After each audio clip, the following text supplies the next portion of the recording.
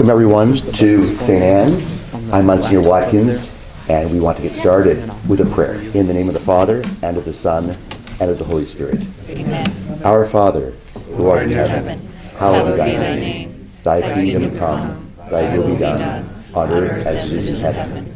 Give us this day our daily bread, and forgive us our trespasses, as we forgive those who trespass against us. And lead us not into temptation, but deliver us from evil. Hail Mary, full of grace, the Lord is with thee. Blessed art thou among women, and blessed is the fruit of thy womb, Jesus. Holy Mary, Mother of God, pray for us sinners, now at the hour of our death. Amen. Saint Joseph, patron of a good death, pray for us. Saint Anne, pray for us. In the name of the Father, and of the Son, and of the Holy Spirit. Welcome to all our guests. If we can have our seats and get going. I want to welcome you all to St. Anne's and to this session that we've put together for preparations for funeral and all that goes into the whole experience that is a very powerful, beautiful moment that we understand as Catholics in preparation for our life with God in eternal life. So I think most of us would agree that the majority of our lives are spent in preparation. Look at nature right now as winter prepares for spring. Spring then prepares for summer. Summer for fall, fall for winter. And the whole cycle goes on and over, a step-by-step series of preparations, even for ourselves. The moment of conception in our mother's wombs.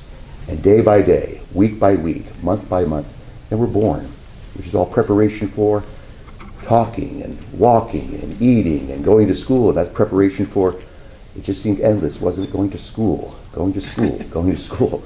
and then getting married and having children perhaps, and going on to a vocation or a career.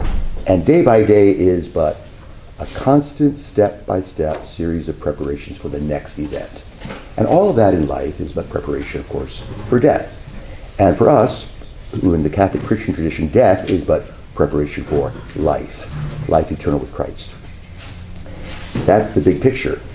Then it comes to the specifics of that preparation.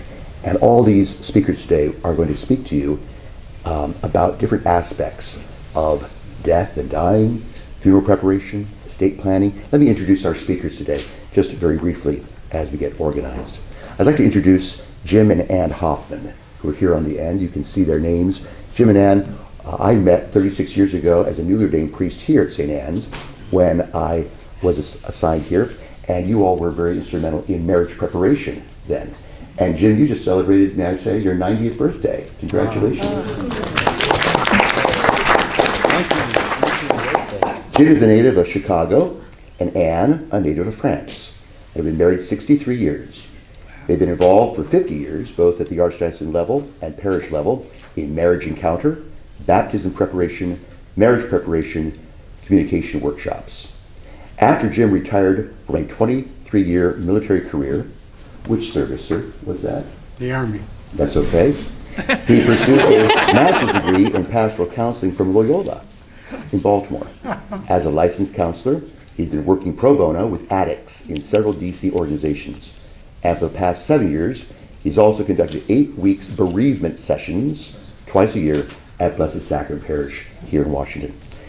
Anne, now retired, has worked in the area of marriage and family life for Blessed Sacrament Parish, as well as coordinating programs for 6 parishes in the Middle County Deanery of the Archdiocese. Both have been speakers at so many archdiocesan convocations and received the Manifesting the Kingdom Award for dedicated service from Cardinal World in 2014. Thank you for being with us today. Next, Kyle Nipper. Kyle is director of the DeVol Funeral Home. You all know the DeVol family. Kevin DeVol was a great Catholic leader, and his mom Natalie and the whole family. And Dignity Memorial has now taken over DeVol. You've kept the name, and your services are outstanding. So just want to thank you, Kyle. Managing Funeral Director for DeVol Funeral Home, Kyle Nipper, is committed to his faith, which guides his approach to serving our community. He considers it an honor to provide experience and a compassionate hand during a family's time of loss. And I can speak from personal experience, Kyle is superb. As a second-generation funeral director and certified crematory operator, he approaches his work with a deep sense of responsibility and care. His commitment is to provide support and guidance with understanding and respect. A graduate of the Commonwealth Institute of Funeral Services in Houston, Texas, Kyle remains an active member of its alumni program. He has presented at local mortuary schools, emphasizing the importance of continuing education among professionals and informing the public about their options as funeral services evolve. Beyond his dedication to funeral service, he can be often found hiking, fishing, or volunteering with agencies like the American Red Cross. Thank you, Kyle. And associated there with Kyle from DeVol is Teresa Shnur. Teresa has been providing warmth and comfort to families she's been privileged to serve since 2010. As a licensed funeral director and an embalmer in 5 states and the District of Columbia, she's easily approachable and has mastered the skills to assist families of all faiths and cultures as a trusted guide at one of those difficult and heartbreaking moments of life. Her knowledge and dedication to funeral services has led Teresa being featured in industry publications, and her guidance is valued by professional colleagues as well as community leaders. A graduate of St. Petersburg College with an Associate of Science degree in Funeral Services and a Bachelor of Science in Funeral Services Management from Mid-America Funeral College. I had no idea all these businesses are around. Funeral business. They're very specific. Okay. Teresa holds certification by the Hospice Foundation of America as a provider of continuing education to healthcare professionals who complete the programs of the Demystifying the Funeral Experience and Funeral Customs and Rituals, Ways to Say Goodbye. Did you write that book, or? No, actually, it was written by advanced degree counselors that take care of that, and we just put that together. And it's just about letting people know what happens next, because we do have different faiths, and we just cover it all. And there's things that happen behind closed doors that everybody wants to know, and so we kind of touch on that a little bit. Excellent. She's a licensed insurance agent, which enables her to educate the families she serves towards achieving the peace of mind that comes with preparing for future funeral needs. In her rare leisure time, Teresa enjoys traveling, landscape photography. Did you ever take some pictures of St. Anne's photography, landscaping? Not St. Anne's, but I can. You just let me know. Okay, I'll let you know. Genealogy and historical research, as well as reading and spending time with family and friends. Thank you. Welcome. Thank you. Cheryl Tyiska. Cheryl has worked in the field of death education in a variety of ways for more than 40 years. For the past 13 years, she's worked at Catholic Cemeteries of the Archdiocese of Washington. And she is manager of outreach and education, focused on helping employees and the wider Catholic community to develop a greater understanding of death and dying and the end-of-life issues on Catholic funerals and burials. At Catholic Cemeteries, she's had the honor of working with many families at a vulnerable time in their lives, and she's been blessed to collaborate with parish leaders, with clergy and lay people. She's always reminded the Catholic community that the respectful burial of the dead is a corporal work of mercy and the work of Catholic Cemeteries. It's a ministry of consolation. It's a ministry of the church, not just a business.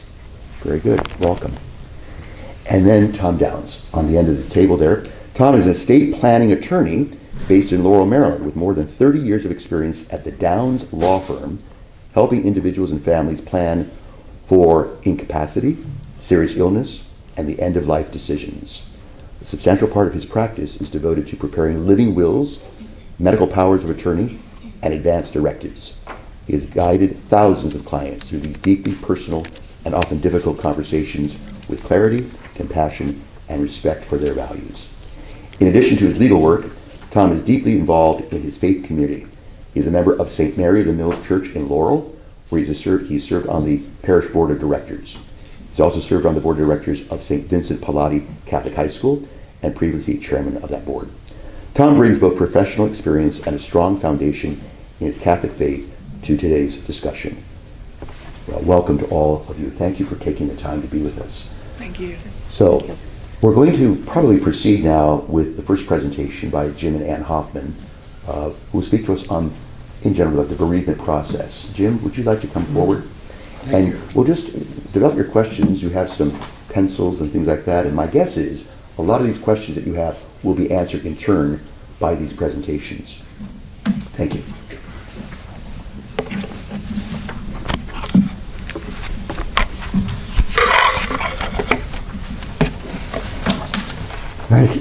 Thank you, Father. And also, Father Watkins, and also Ray Ann for inviting us to participate. We were kind of surprised to get an invitation at a meeting like this. So we'll see how it goes, and we'd love to have your feedback later, or not in front of everybody, but and Father revealed the one thing I worry about most, 90 years old and my aging, so that's out. So no matter what happens, if I don't come up loud enough, though, be sure you raise your hand or something, and otherwise my wife will get up and kind of push me in the right direction. So I'm going to try to do 3 things today. I want to be able to give you an idea of the emotional state that occurs when you lose a loved one. The second thing I'd like to do is describe the bereavement sessions. And the third thing I'd like to do is how can you interact with people who are grieving? What makes sense? What do you think would help them move forward? And by the way, it's not very easy. It can be very difficult. So the first thing is I'm going to read a few lines from a handout that we use in the bereavement sessions. It's called Falling Apart. My attention span can be measured in seconds. My patience in minutes. I cry at the top of a hat. I forget things consistently.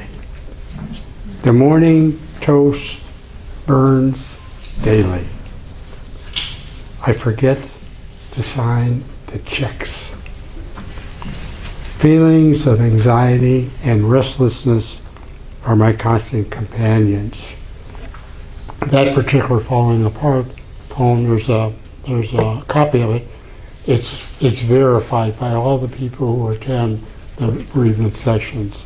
So I'm going to add a little bit more to what goes on when you lose a loved one at the time of death.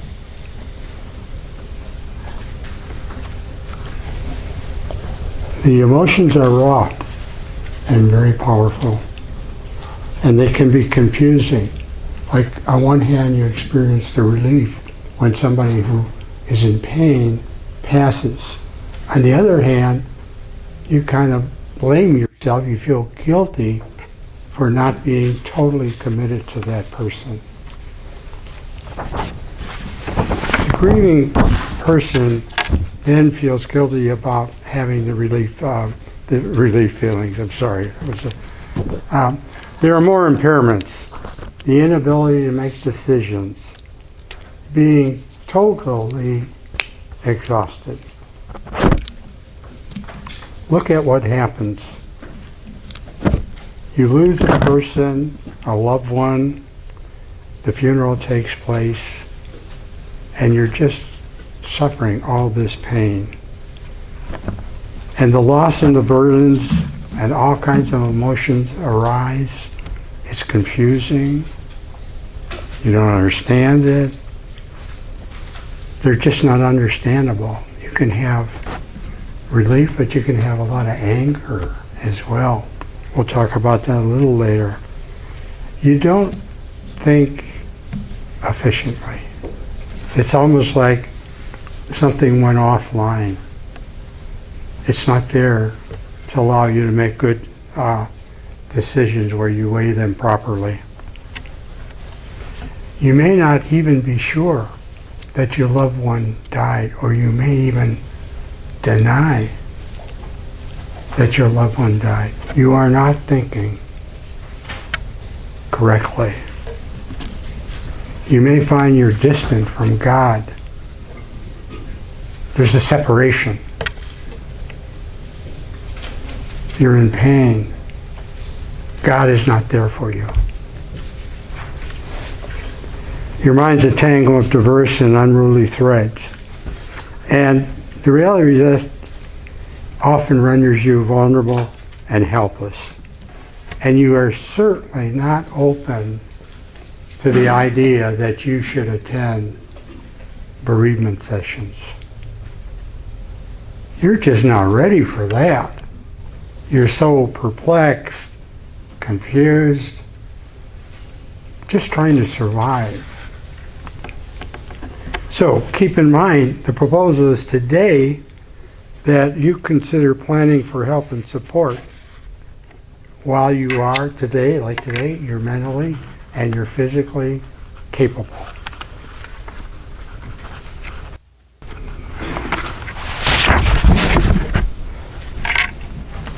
So here's the bereavement sessions, to give you an idea. The importance of the group. So we have a small group. The group is just vitally important. And people connect through their loss. It doesn't matter if the loss is your partner, a sibling, a child. That's where the connection, and that's where the healing. It's almost like the Holy Spirit is kind of saying, hey, I got you. Come to these sessions and we'll work with you and we'll help you. We may not, and this is true, we're not going to solve the pain. You're going to carry that forward. But you're going to have an opportunity to renew your life, to feel excited again, just to be a great participator in life. So the listening then is a responsibility. Of course, you're sharing your loss in several ways, but you're also listening, and listening without an agenda, and no need to fix it. No need to reorganize your life so not that all of a sudden this is okay. It's not okay, and you are hurting. The group size is 6 or 7. It's hard to figure out just what you're going to have.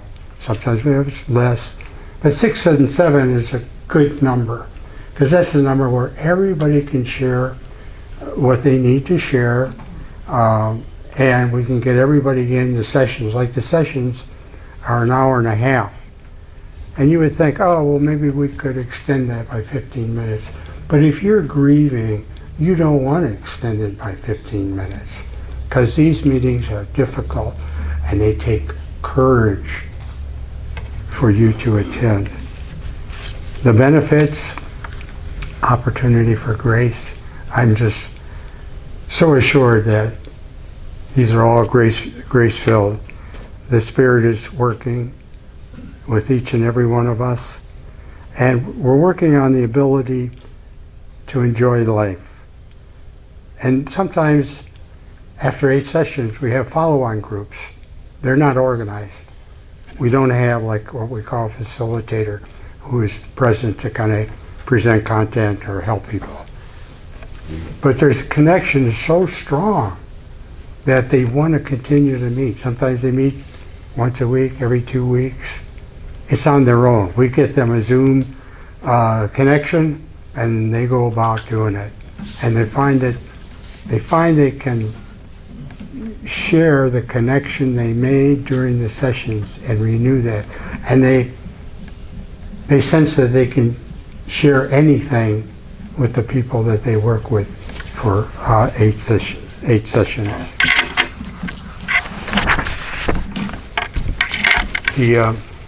The people that attend the sessions are very appreciative, and they just want to thank the facilitators, the people that tried to put it on the best they could, in a way that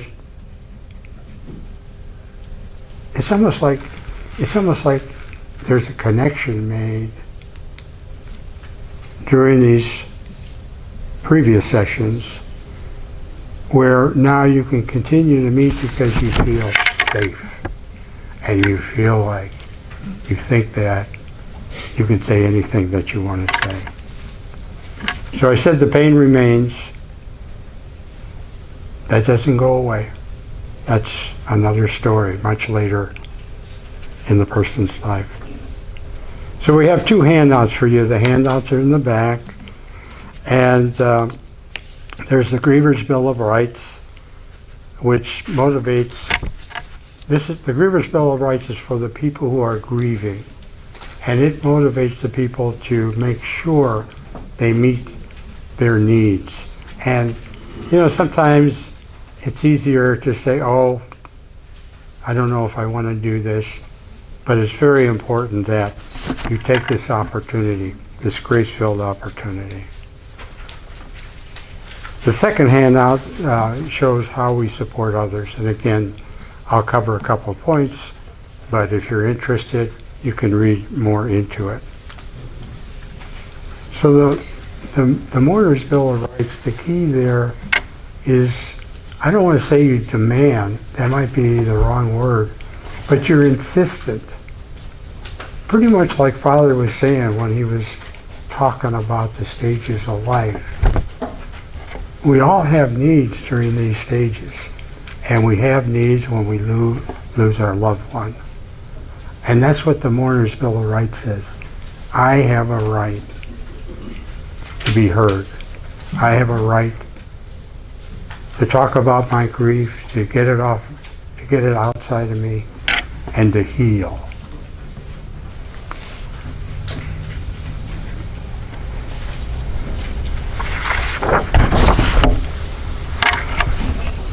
You know, one of the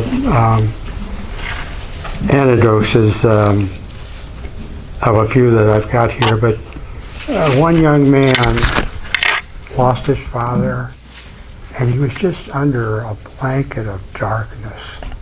He just couldn't get past it. He had 2 children, and he went through the sessions. He continued on in the sessions. But he talked to me one day, and he said, my best friend has recommended that I move on, that I kind of bury all this pain within me and not move forward. And you know, I would just, I couldn't believe it. I just couldn't believe it. Why would you do that to somebody? Because the impact of not sharing and resolving the pain that you feel, you're not as capable of enjoying life as it is meant to be enjoyed. So that was very important. Another person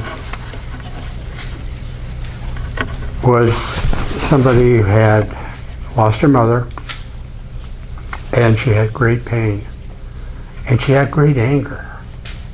And if you're angry, your grieving is going to be blocked.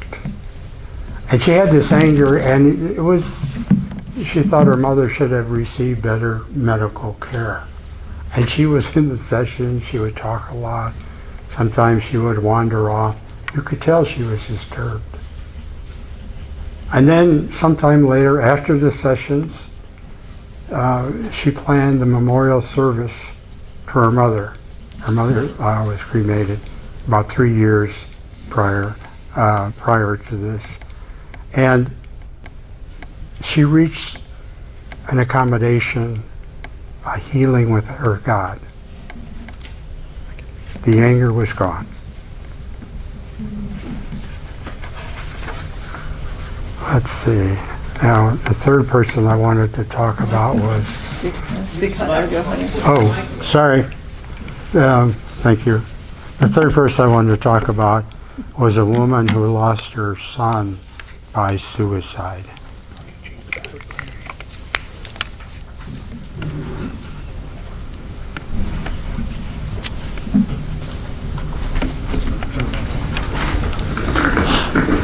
Now that one's for the table. Okay. This is properly blessed now, so it should work. This woman lost her son by suicide. And I think what was really she was in shock. And the reason I think she was in shock was she did not anticipate the loss. And I think she kind of referred to herself as not being a good mother because she didn't anticipate this loss. And so she worked very hard. And then We had a small get-together sometime later, and you could tell she had made it. She had gotten over that. She had connected with her God. She found His mercy, and she was ready to move forward. All right, the next handout is supporting others who are grieving. And this is for you. This is for the people in the room. This is an invitation to be able to talk to people in a way that's accommodating to them. Show up. Even if you're uncomfortable, and you probably will be, talking about death, it's not something that we as a society really embrace. And you may be worried about, oh, what if I say the wrong thing? Or what if I don't have anything to say? And that can be, kind of disruptive. By reminding yourself that this is not about you, you will be better able to be there for someone else. So you gotta kind of go beyond your own worries and fears, and just try to respond to people that are hurting. There's a friend of ours at church. She lost her mother. She was in the bereavement sessions. She had good sessions, but there was something like missing.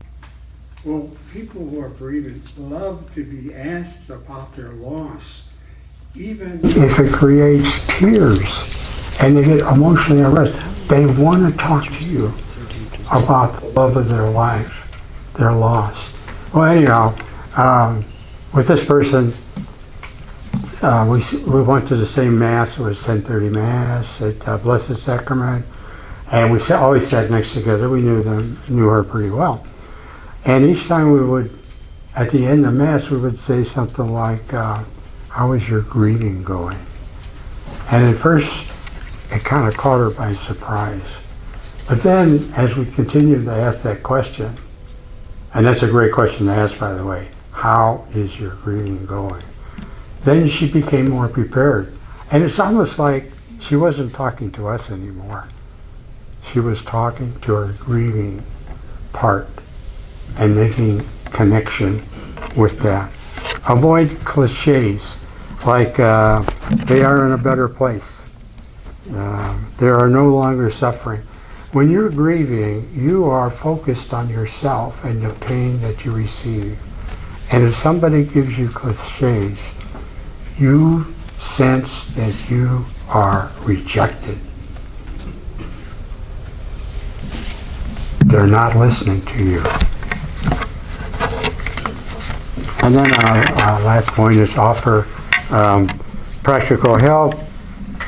Grief stops clocks and makes to-do lists, everyday activities meaningless. Groceries still need to be purchased, meals eaten, dishes washed, dog walk, and all the chores that consume so much of our time. Any of these chores, and any way you can listen or offer your help to them, it just would be so important to them. It kind of makes them feel like they're good, they're okay, they've been dealt a shock. But your love can bring them forward. One last point, there's a handout there that talks about speaking grief. It's an hour-long video, and if you're interested, it really gives you a lot of details about what the whole grieving process is about. And so that'll give you the website and a couple supporting phrases, but it's something that if you're interested, it'd be well worth your while. And now I'd like to have Ann come up and finish the points. Thanks, Ann. I will only add 3 points. The first has to do with feelings and emotions. Jim highlighted the many feelings, emotions that people go through when confronted with death of a loved one. Many, such as despair, sadness, shock, are expected, both by the person grieving and society. But other feelings can be unexpected and become disturbing, such as relief if the deceased was either an abusive person, which often happens with Alzheimer's, or had undergone prolonged suffering. There may also be guilt if we had been the cause of anguish and hurt. Or we may carry a lot of anger with God, which adds to the turmoil already churning inside. Or there may be shame and blame in the case of suicide. Unfortunately, we have a tendency to judge feelings we consider negative or inappropriate, but we need to know and believe that feelings are neither right nor wrong. They are a spontaneous reaction to a person, place, or situation. There is no morality. The morality comes into play with our thoughts and our actions, not with our feelings. However, some of those feelings can prevent us from seeking help because we feel being judged. And then there's a quiet but deep grief that comes due to a miscarriage or a stillbirth, which often goes unnoticed and sadly unattended. The second point has to do with recognizing that other members of the family, such as children, need support. A child who loses a mother, a father, a grandparent, a sibling also suffers from the permanent loss of that loved one. The surviving spouse may be so overwhelmed that there is no time or energy left for the child. Even worse, sometimes well-meaning people will say, you need to be strong for your mom and dad. While all along, that child has complete loss as well. The third point has to do with added and unexpected challenges that people face as they go into situations that they are not used to. For instance, all of a sudden, some women have to deal with finances, or some men have to learn how to cook. Or a sweet, quiet child becomes rebellious and destructive. And then there is the burden of secondary losses. There may be a need to downsize or move if the present housing situation is no longer possible on a single income. Or sadly, when parents can't handle the loss of a child due to wildly diverse ways of grieving, separation is often the outcome, which in turn will bring another whole loss and upheaval for the rest of the family. And recently, a young woman decided to drop out of college as she was overwhelmed with the loss of a beloved grandfather. But she's actively seeking help, which is how I would like to end by highlighting the power of determination in seeking help. We have two friends who experienced loss, and both went through therapy and participated in several support groups. One lost her 32-year-old daughter within 5 weeks of a cancer diagnosis. Needless to say, it was shattering. But after much emotional work on her part, she now finds meaning in keeping her daughter's legacy alive by sponsoring scholarships in her name. Our other friend lost her husband of 40 years, also due to cancer. She grieved deeply for 5 years. but due to the many support systems that she sought, she reached an emotional state that allowed her to eventually meet and marry a widower just last year. And at this time, Jim and I would like to commend Monsignor Watkins and Rianne for including the bereavement ministry in this panel, because the pastoral aspect of accompanying members of our Catholic family during this difficult time, as you can see, is so very crucial and life-giving. So thank you.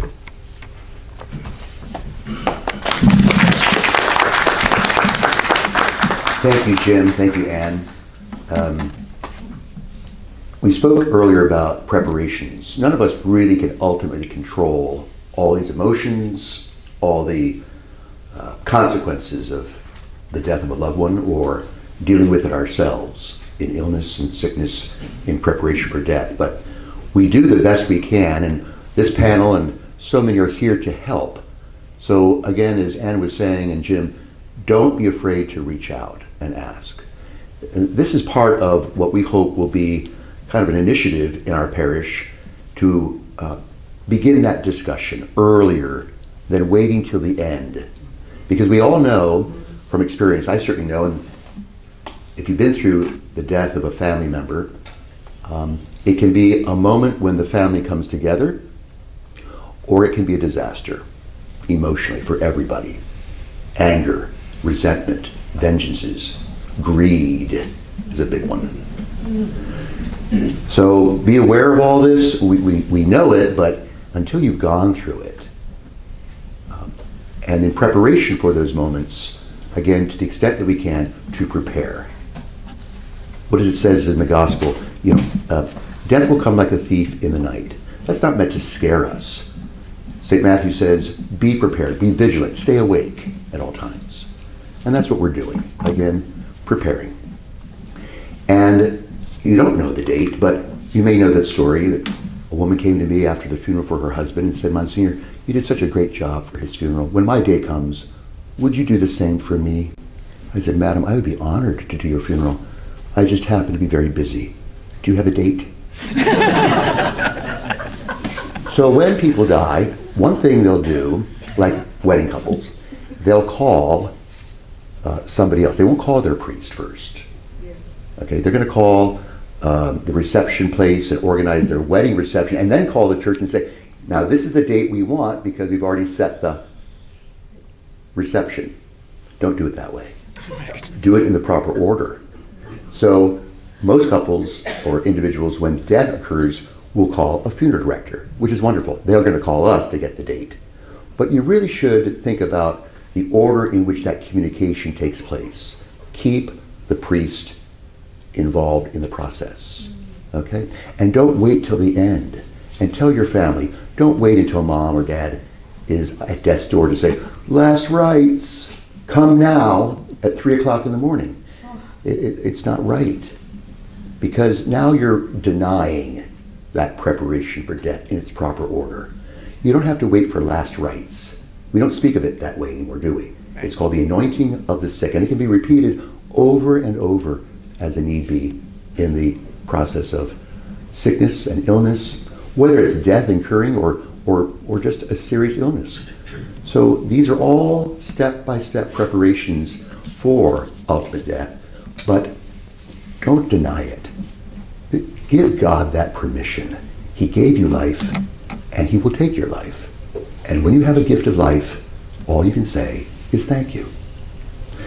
Our next speakers from DeVol, Kyle and Teresa, would you make your presentation this time? I'm going to have to leave in a minute to do 2 baptisms upstairs, but Rayanne will take over in case I die in between. We'll be up shortly after. No. All right. Well, thank you all. So I just wanted to kind of feed off of what Jim and Ann had said about the wide variety of emotions that families go through when a death occurs. And so what we wanted to do here today is just kind of walk you through what to expect for the funeral planning process and just how you can be more prepared for that, kind of from the start to the finish of the process. So One of the first things that families will do when a death occurs is really there's so many emotions that are going on, and you might not even really know who you should call or what you should do. And so there's different situations depending on if somebody, maybe the death was expected and they're at home under hospice care, or maybe it was unexpected and they're not. So we always recommend, of course, reach out to clergy, and then if there's hospice involved, you would reach out to the hospice nurse or the hospice agency, and they would come out and just take care of doing any medical reporting that they might need to do, and then they would contact the funeral home. And that's when we start to work with you to plan a time to come in to make arrangements. Or if the death is not expected and maybe hospice isn't involved, then you would want to contact the police department just so that a formal legal report can be taken, and then they would contact the funeral home directly. So that's how the initial contact is made with the funeral home, and a lot of times there's some anxiety around that because people just don't know what to do. So you'll want to reach out to clergy, and then either hospice or the police department, and then eventually the funeral home once you've reached out to one of those two. And then after that initial communication has been made to the funeral home, then we will reach out to you. We'll set up a time that we can meet with you at the funeral home, and that's where we're going to go over your wishes, whether you want to have a rosary at the funeral home or a vigil here at the church before the Mass.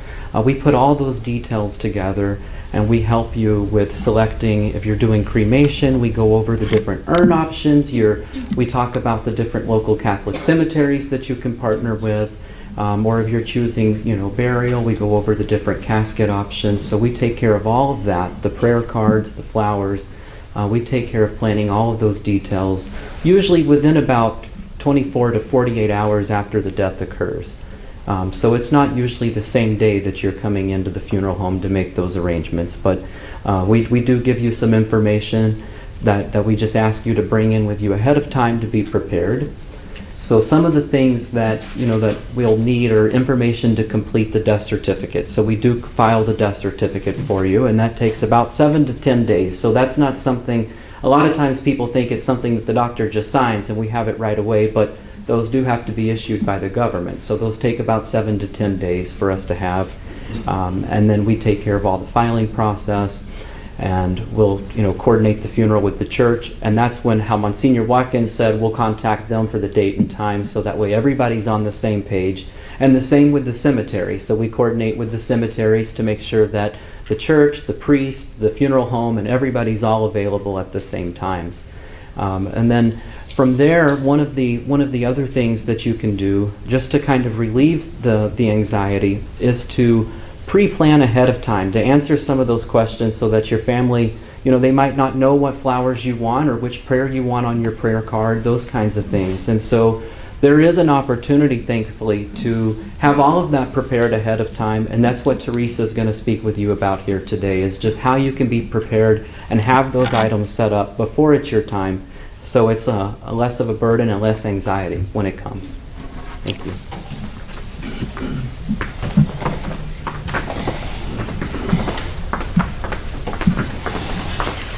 Hello, everyone. It's great to see so many people here taking the initiative about what to do next when it comes to their future. So I'm going to talk just a little bit briefly about how you can have things in order so your family doesn't have to worry. So in just a second, I'm going to ask everybody to raise your hand, and then I'm going to ask you 3 questions, okay? So I'll have everybody raise your hand right now for me, if you could. Okay, if you're able, of course. So first question, do all of your children always agree on everything? If the answer is no, lower your hand. Do your siblings always agree on everything? As husband and wife, do you agree on everything? Okay, so everybody lowered their hand. That's why everybody in the room needs to have a pre-plan in place. Okay, so what happens, like Kyle was mentioning, and the bereavement, how that all works, it starts from day one. So when we look at what's going to take place next, we want to come together and have something in order. So when we sit down and we write out a plan, we're talking about the service, what readings we want, who is going to be our priest for it. Are we doing it at the church? Or are we having a memorial service? Is casket present? Are we going directly to the cemetery afterwards, or is that taking place in a couple days? There's all these different things that we ask questions about. If I ask one child, what's your mom's favorite color? And they say red, we want red roses. And then I have 6 other people at the table going, no, she wanted purple, another saying pink, another saying white. It makes it very, very hard, and it adds to the bereavement and these emotions that people are feeling. It's extremely high right up there. So when we talk about planning this in advance, what we do is we sit down together and we talk this through. We have a plan in place. We have it written down. You're able to pay for it today. And when you pay for it today, it locks in today's price. Whether you need it 10 years, 20, 30, or 40, you don't have to pay a difference in price to that. It's always going to be there for your family. They don't have to come out of pocket for it. I hear often a lot people say, I have life insurance. Great, I'm glad that you have that. Your family can use that, because as we go back to what Jim and Ann were talking about, situations change at time of death. You may go down to a single family. We may live longer than we anticipate or have future health problems. So then, now we're in a nursing home. How many of you know how expensive a nursing home can be? Okay? We don't want your family to have to worry about what the final expenses are going to be. We don't want them to have to guess at what you would have wanted. Kyle can attest to this. We've sat with families time and time again, and the one thing they never say to me is, oh no, she pre-planned. I don't have to pick everything. They appreciate it. It takes less time with us because your emotions are riding a roller coaster at that time. You can feel really good and then feel like you're in a pit of despair. And you're going to go through this the days leading up to somebody passing, through the entire funeral service, to many months, if not years afterward. That's why all of it is important. Now with us, we offer set things in place for you. We have what's called the Compassion Helpline, and this kind of ties into what Jim and Ann were saying. For all of your friends and family up to 13 months after the service, there's free advanced degree counselors available to you 24/7. You can pick up the phone if it's 2 o'clock in the morning and you can't sleep. They can call. They can talk with you. If you have a very strong faith base, and you want to have these conversations, with your church, with your colleagues, with your ministry, they're going to be there. They're going to direct you in the right way to go about that. So they're going to touch on all of this. If they're going to refer back to your faith, they're going to refer back to your personal life. They're going to refer to extended or complicated grief counseling, which is what Jim and Ann will provide for you. So there's all different aspects to that we can help you with. We plan for everything in life. We plan for college, we plan for our retirement, we plan for every future eventuality that we have. How many people pay car insurance, health insurance, mortgage insurance? We all pay a lot of that, okay? That's continual throughout life. We hope that we never need those insurances or that we're going to have to come out of pocket for it. You can actually insurance fund your pre-arrangement for your funerals to take all the guesswork out of it, to help you through all the step-by-step process, to have a record of that, okay? But this is going to have an end date. You only pay premiums for a set amount of time, or you pay it all at once. Or you pay it all at once for everything that you need.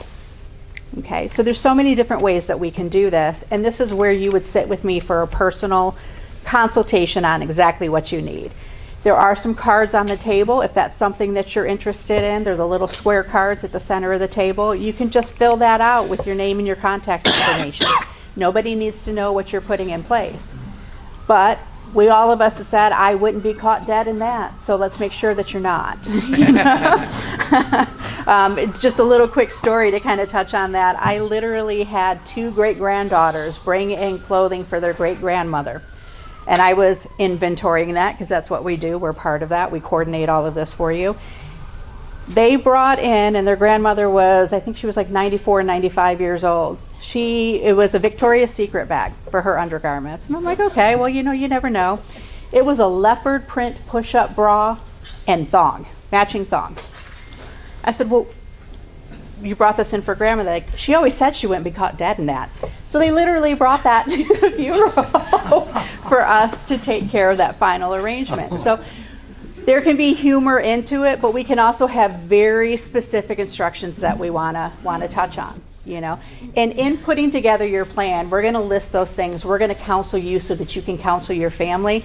At the time of need, when you come in to make the arrangements, we do want you to start with us, you know. The church is going to be aware of it, but we want to coordinate everything for you. We're funeral directors. Let us direct this for you because it is an event. You have a marriage, a wedding, and a funeral. You have, you know, for a wedding, you can have up to 2 years of planning that, yes? You know, all the different venues, catering, church, putting everything in place, flowers. For a birth, we usually have 10 months. We're planning that. We're buying, you know, the layette set, we're painting, we're decorating, we're picking names, we're doing all this. We have time to do this. Longer if we've been trying to get pregnant. A funeral, we usually have a couple days within a week, and we need all of the same aspects that you need for a wedding.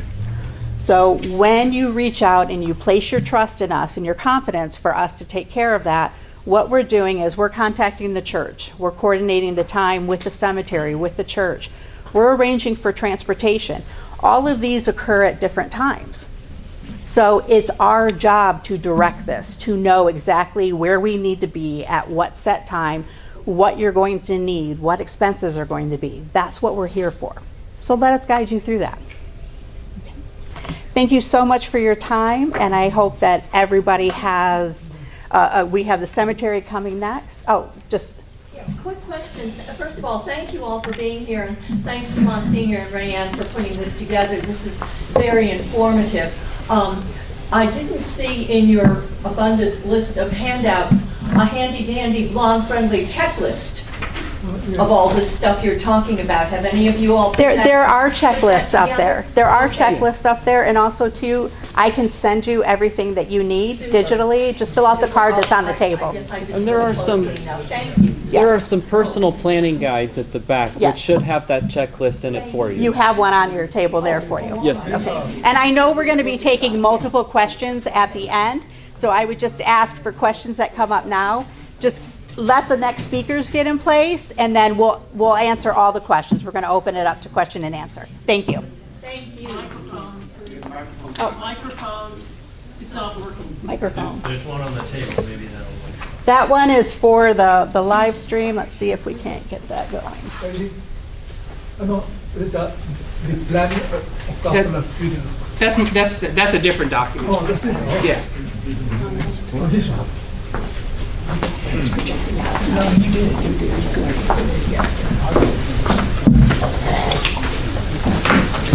We should have stuck cards to the person. How's this? This is all good. You want me to use that one? Yeah. Okay. Hello, everybody. And I want to join the other speakers in thanking Monsignor and Rayanne for putting all this together. This is not the first time that they've had me come out here, and I'm very grateful. I have some PowerPoints, but I think I'm not going to use them because I don't think you're going to be able to see them from where you are. So I'm going to go through it real fast. I have a few handouts, as everybody does too. And most of what I'm going to be talking about is on this handout that's got the blue banners on it. And I also have a short little worksheet on planning a Catholic funeral. Now, a lot of pastors have their own preferred information that they like for you to have, and I'm sure Monsignor does. But you can always use it as a worksheet just to get some of your thoughts together before you sit down with the funeral home or before you sit down with Monsignor. But I have a lot of information that I want to get out today because I know that our time is limited. So I'm going to try to talk as fast as I can. But I'm more than happy to stay for questions, and I put business cards back on the table. So if you have any questions that I don't get to today, please email me. I'll be happy to respond to people individually. Yes, I'm getting ready to do that. My name is Cheryl Tyiska, And when Monsignor introduced me, he did mention that I am a death educator. I'm a certified thanatologist, death educator. And I think one of the things that I would say real quickly about that is that a lot of people do not realize how many people there are in community who can help you to talk with issues related to death and dying. For example, I'm a certified end-of-life doula. So in addition to my work at the cemeteries, I also work with individuals, with families, and with their caregiving circles to help them through the process of preparing for and then going through their death so that they die with dignity and respect and compassion in the way that they would like to in accordance with the teachings of our faith. I have informational sessions, for example, called death cafes, where people just come and there's no agenda. But if people just want to talk about death, because we live in such a death-denying society that people don't talk about death. You know, if you think back to Victorian times, this is where my thanatology thing kind of gets in the way, because, you know, if you think about the way we've looked at death and dying and the way we've changed over the time, really huge changes took place in our conceptions about death around the time of the Civil War. But before that, you know, and you look at Victorian times, people would not speak publicly about sex. But they talked about death all the time. They would take dead people and prop them up in a chair and take a picture with them. It was an open subject because it was so real. They saw death. They were close to death. Now, look at it, it's just the opposite. We say anything we want to say about sex publicly, but nobody talks about death. It's like a taboo subject. So I really try to make sure that that doesn't happen. But there are a lot of death educators in the community. I'm part of the National Association of Catholic Chaplains. So if you are in a hospice program, a nursing home, a hospital, and you can't get in touch with your priest or your deacon, don't forget to call on your chaplain, because the chaplains are there to help you. And they have a lot of experience in these kinds of things. But in any event, call me, email me. I'll be happy to answer any questions you have. I will actually be doing a presentation on living with the end in mind at the Basilica over the next couple of weeks, and you're more than welcome to come to that. But really today what I want to focus on is some of the particulars of a Catholic burial. Many Catholics come to us who are very strong in their faith. They know their faith. They understand the teachings of the church, and they believe the teachings of the church. But increasingly, we are seeing people come to us who are Catholic. We consider a Catholic anybody who was baptized as a Catholic, even if they don't practice the faith anymore. But we have a lot of people coming to us who do not know or understand the teachings of the church on death and dying, and even if they do, they don't believe it. I can't tell you the number of people I run into who do not believe that the resurrection is a real thing. And because it's hard to understand, it is a mystery, I get that. But we have a lot of people who see the funeral and the burial as a social event, or as something to be merely endured. It's just something that they have to get through. But they don't necessarily think about the practical benefits and the spiritual benefits of the community coming together to do these things. So I will say this. I'm going to talk a little bit about the types of burials that we can do in Catholic cemeteries, some of the burial products that are required, and I'll talk to you a little bit about how pricing it gets handled. I'm going to talk just a very few minutes about planning a Catholic funeral, because there are two parts of the Catholic funeral that I think often get short shrift, and I want to really kind of highlight those two areas. Let me just say first and foremost that a Catholic has an absolute right to be buried in a Catholic cemetery. And it is our responsibility not to let money stand in the way. If somebody cannot afford to be buried in a Catholic cemetery as a Catholic, then we work with the priest and we make it happen. The same thing is true. I heard somebody earlier today mention miscarriages. If you know of anybody who has the unfortunate experience of a miscarriage, contact the priest. The priest can work with Catholic cemeteries. We can make sure that those babies' remains get a Christian burial in a Catholic cemetery at no cost to the family. But somebody's got to call us. Somebody's got to let us know that it happened. I also want to let you know that in most of our cemeteries, we have 5 major cemeteries, 2 minor cemeteries, and 35 parish cemeteries that we manage. In most of our cemeteries, ground sites can accommodate 2 people. So there would be people at an extra deep level and people at a regular depth level. But that's not always true.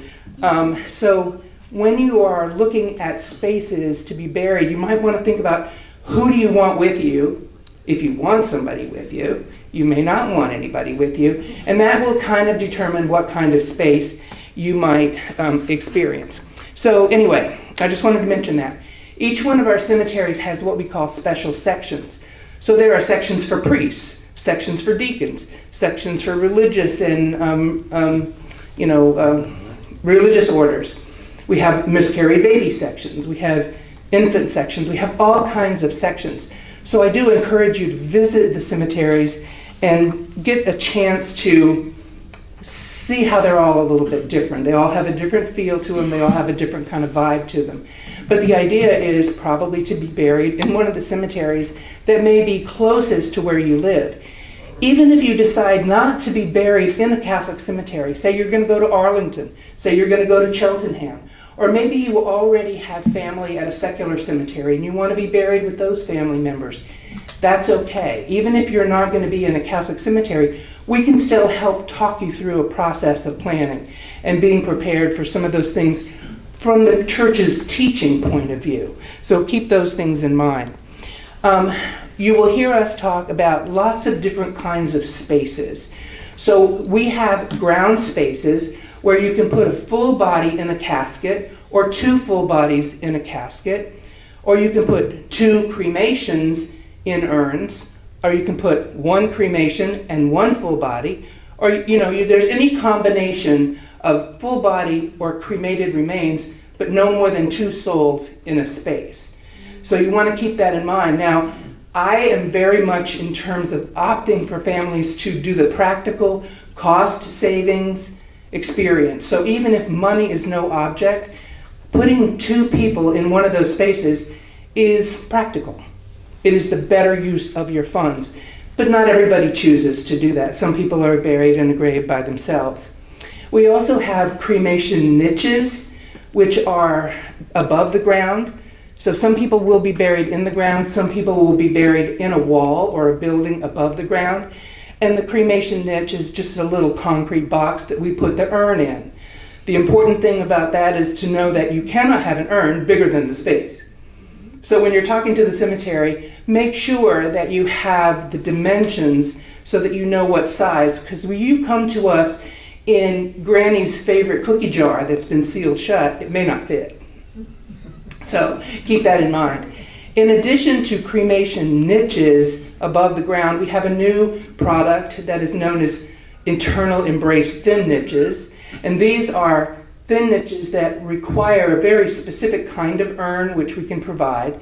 And they are very thin, and they are actually attached to the outside of buildings so that they take advantage of not using so much land, because land is at a premium in the Washington metropolitan area. So it's very hard necessarily that's why ground spaces may be considered more expensive, because there's not that much ground. But we have thin niches that are up against the wall that are really quite beautiful.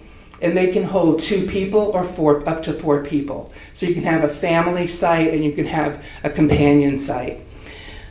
We also are opening a new product called our ossuaries. We have one already at Gate of Heaven Cemetery in Silver Spring, and we are getting ready to install several more. And an ossuary takes advantage of a very old tradition in burial. But basically an ossuary, the way we have purchased them, would be a series of round buildings, and on the outside of the building would be traditional cremation niches. So you could buy one of those burial rites and you could put that urn in there and you could inscribe that person's name on the outside, just like a regular cremation niche. But the inside is a hollow core. And so we have a special opening in the ossuary where cremated remains can be put in that empty core as a communal burial site. So every one of those people gets buried in a velvet or satin bag, and they are all in a space together with other people, but they are separated. Their cremated remains are not commingled or anything. And so what that does is it gives us an advantage in terms of price points, because obviously being buried in the ossuary is not necessarily as expensive. But a lot of times people will choose that because they are concerned about land use, or they feel like they're going to be part of a community there in the ossuary. So we have these different spaces available, and just know that when you come to a Catholic cemetery and you purchase something, you are not purchasing real estate. You're not purchasing land. So you can't say, well, I own, 8 feet of ground over here. You are purchasing the rights to be buried there. All of our land belongs to the cardinal. So it's his. But the space you are purchasing the right to be buried there in perpetuity. So we're not going to move you. We do have certain products that we sell to the families in order to facilitate a burial. If somebody is going to be buried in the ground, they need to be buried in an outer burial container, which could be a heavy-duty concrete liner, which is reinforced. It's got fibers and reinforcement in it. Perfectly fine product. Or you can be buried in a vault, which is a concrete liner that's been heavily reinforced. It has an additional plastic liner in it, and it has a gasket that goes around the top, so when you put the top on it, it creates a seal. There's pros and cons to both of those kinds of products, but they're both perfectly fine.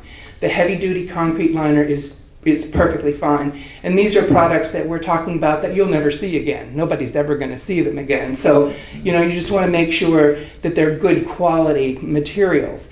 And part of the purpose for the outer burial container is that they do provide a little bit of extra protection for the remains, and they also create a flat mowing surface, which is really important for your safety. When you come to the cemetery, you don't want to be walking around on dippy ground and sprain your ankle or break your leg or anything like that. If a person is going to be buried in a crypt, which is a full body in the wall, no outer burial container is needed because it's already going into a concrete box. If the person is going to be buried in a cremation niche, no outside container is needed. For the ossuary, you just need the velvet bag or the satin bag that the cremated remains are going to go in. We also sell a variety of memorials. And when you go to a Catholic cemetery, you will see spaces where there's no headstone, no marker. And so you might say to yourself, nobody's buried there. There will be people buried there, but they didn't, for whatever reason, buy a memorial. Maybe they couldn't afford it, maybe they forgot, maybe there was nobody left in their family to buy the memorial for them. But we do offer the memorials. They can be flat ones on the ground, they can be headstones that set up right, they can be bronze name scrolls. There's a variety of different things. But when you purchase your burial right space, make sure that you get a space that permits the type of memorial that you want. So if you want a headstone that sits up off the ground, don't buy a space that only permits a flat memorial. You have to be really cognizant of which space you're purchasing. Purchasing the outer burial containers and the memorials helps support the church's ministry. So we don't make like a revenue off of a lot of these things because we're a nonprofit religious organization, but the purchase does help with the support of the cemeteries.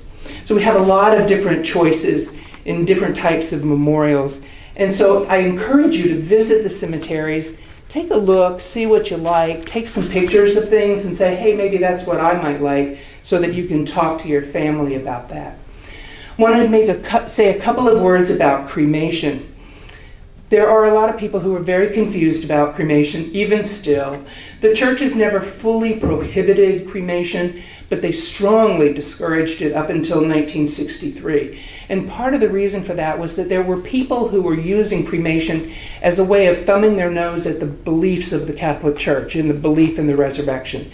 Starting in 1963, the church did start to publicly permit cremation as long as it was not being done to say, I have no belief in the reality of the resurrection. And I will say that there are many valid reasons that people do choose cremation. So for example, if somebody dies overseas, it's very expensive to repatriate a body back to the United States. Or if somebody dies, but it's going to take some time for family members to gather together. It might very well be for some families that price point is the issue. And because a cremation and a cremation burial are less expensive than a full body burial, maybe they choose cremation for financial reasons. Whatever their reasons are, we do not have any judgment about that. We treat those cremated remains with the same dignity and respect that we would a full body, because this was a human being and these cremated remains have an eternal destiny. We believe that. I believe that God can resurrect those cremated remains just as easily as he can remake people who were vaporized in 9/11 or people whose bodies were lost at sea. God is powerful. He could do that. So I'm not worried about that, but we don't make any kind of judgments. I myself will be cremated, and my cremation urn, made by the Trappist monks, is under my bed, which really distresses my daughter. Because I'll pull it out every once in a while and say, now don't forget, I will be dust one day.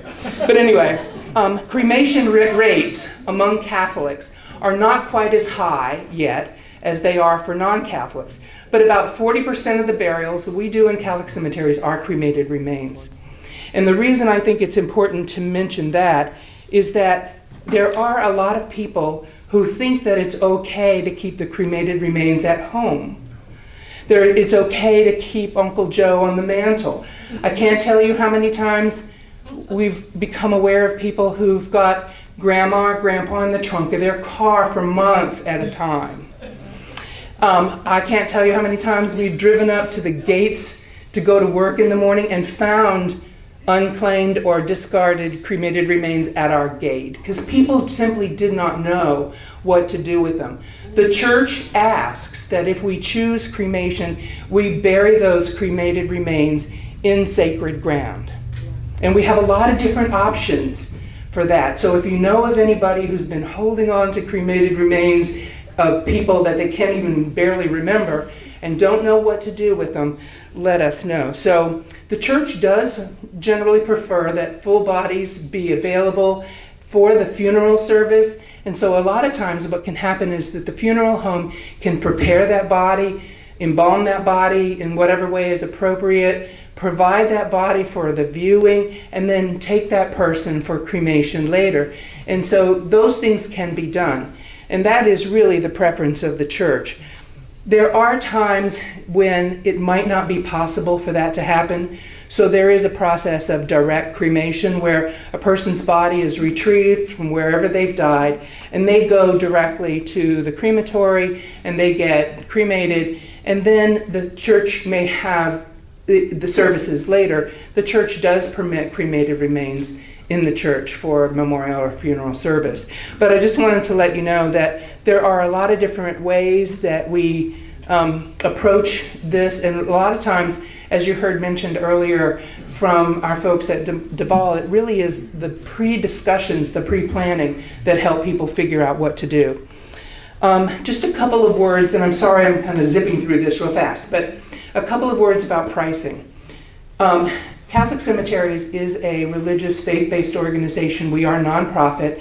So if you do price comparison, you'll find that the prices at Catholic cemeteries tend to be lower than at for-profit secular cemeteries.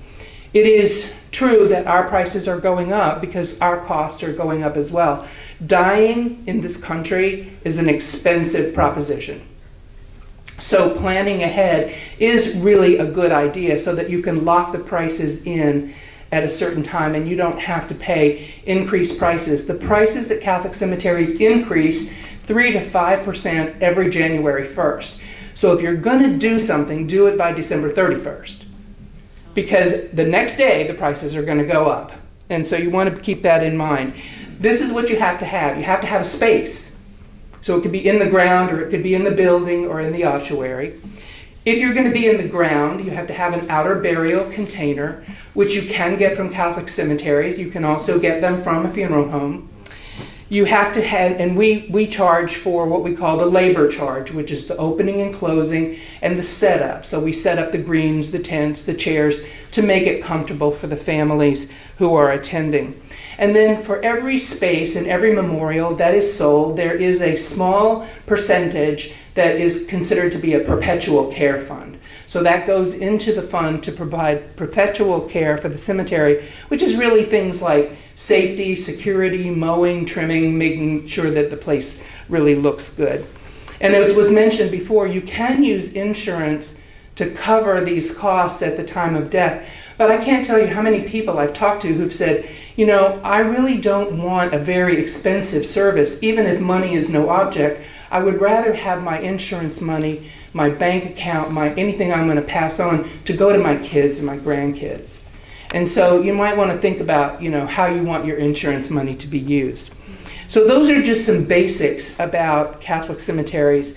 The space, the opening and closing, those kinds of things we can talk about. They're very easy to arrange. If you purchase something at the time of need, a death has already occurred, all the costs have to be paid for before the service can take place. And you don't have to have a memorial, but the opening and closing, the space, all those things have to be taken care of. Also be aware of the fact that there is an increased cost to have a service on a Saturday, because we have to pay our grounds crew overtime to come in and work on that service. And we do have a lot of services on Saturday. If you want to plan ahead, advanced planning, and do some pre-need planning, we allow you to choose whatever products you want and then make a 10% down payment, and then you can pay the remainder of what you owe in monthly installments until they're paid for. And so there is no interest and there are no finance charges. It's just the straight cost of whatever it costs us to provide that service. And so that is the process that you go through when you sort of lock in the price. So if you purchase something now, you would be locking in prices at 2026 prices. But as I said, they go up every January 1st. So if somebody doesn't die until 2050, that's a lot of increase that has taken place between 2026 and 2050. So you would be paying, we see people coming in right now who bought a burial space back in the 1930s and 40s and they paid $2 for it. And we're like, okay, that was smart. Because right now a burial space can cost upwards of $4,000. So in terms of pricing, you can go to the Catholic Cemeteries website and look at all of our cemeteries, and the price sheets are on the website. One of the things that you will notice is that the prices at all of our cemeteries are different. So the price at Mount Olivet in DC is going to be different than the price at Resurrection in Clinton, Maryland. So you want to take a look at those. If you call the cemetery, they will send you price sheets. They can put them in the mail, they can email them to you, they'll give you price information. There's nothing secretive about the prices. It's very transparent. So you can get that information from us very easily. And that's pretty much what I want to say about burials. I did want to spend a few minutes talking about a Catholic funeral. A lot of times I will do a workshop and we will actually walk through the process.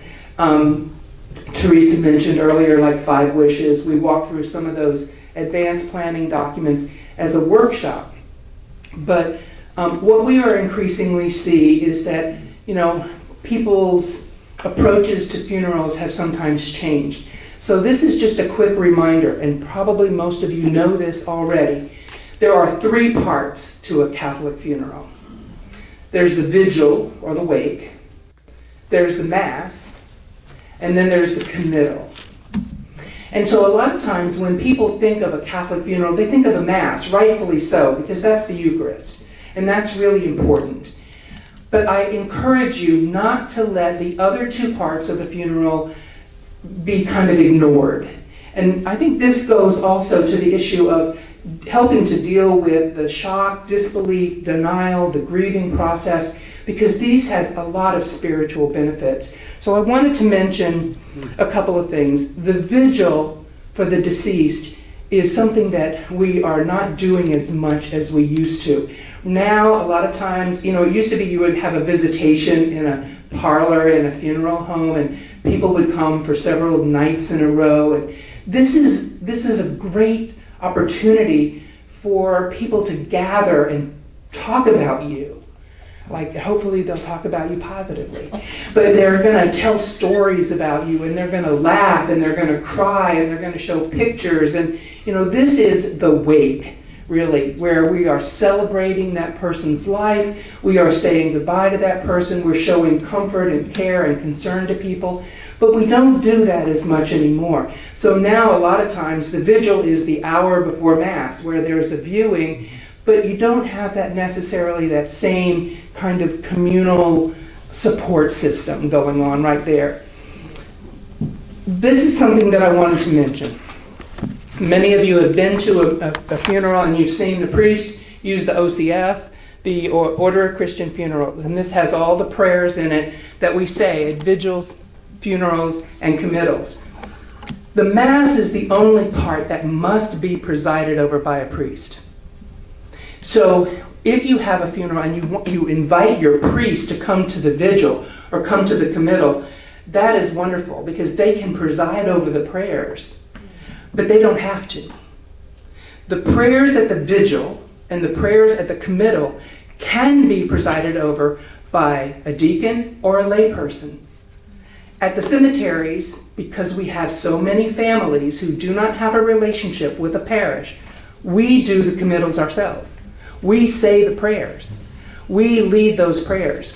The third part of the funeral is the committal, where we bring that person to the cemetery and we commit their mortal remains to sacred ground.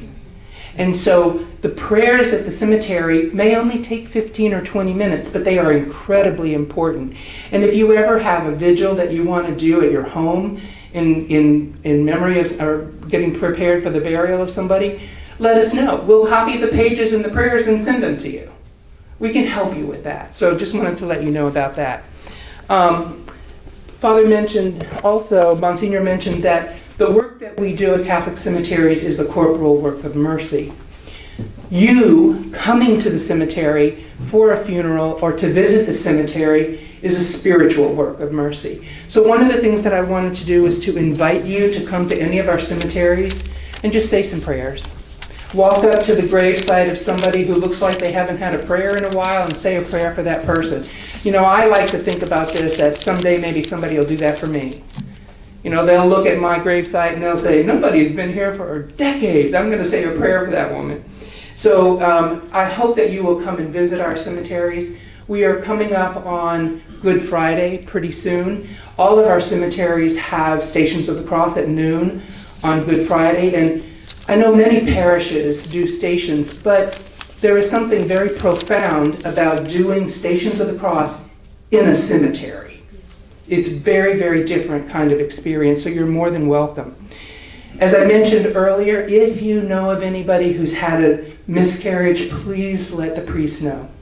We can help that family, and there will be no cost to the family for the Christian burial of that baby. In one of the handouts that I've given you, I added some additional resources that you may want to take a look at. The 5 Wishes document is amazing. Finishing Life Faithfully is amazing. There is a video on Formed called Eternal Rest, The Art of Dying Well, which is really worth watching. And I encourage you to visit our website, Catholic Cemeteries. We have a lot of information on there.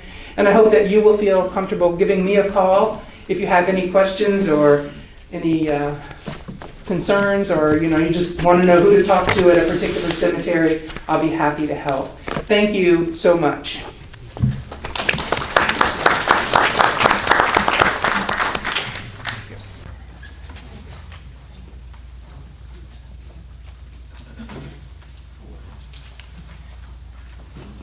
Hi, my name is Tom Downs. I'm an attorney in Laurel, Maryland. I'm licensed in the District of Columbia and also in Maryland. And I've been practicing since 1982, but I've done nothing but estate planning and estate administration since 1995. I now have 2 younger attorneys who are in the practice and in ownership with me, so I have my own estate plan to some extent in order. And I spend a lot of time, when I converted to doing nothing but estate planning in '95, we started doing living trusts, and I'd always done some wills, I'd done some probate work, but I hadn't administered any trusts until about 3 or 4 years after I started doing trusts. And we got our first call of somebody died. I'm like, oh my God, somebody died. What do we do? And I'm like the Wizard of Oz behind the curtain going, I know what to do, but you don't know what to do until you've done it.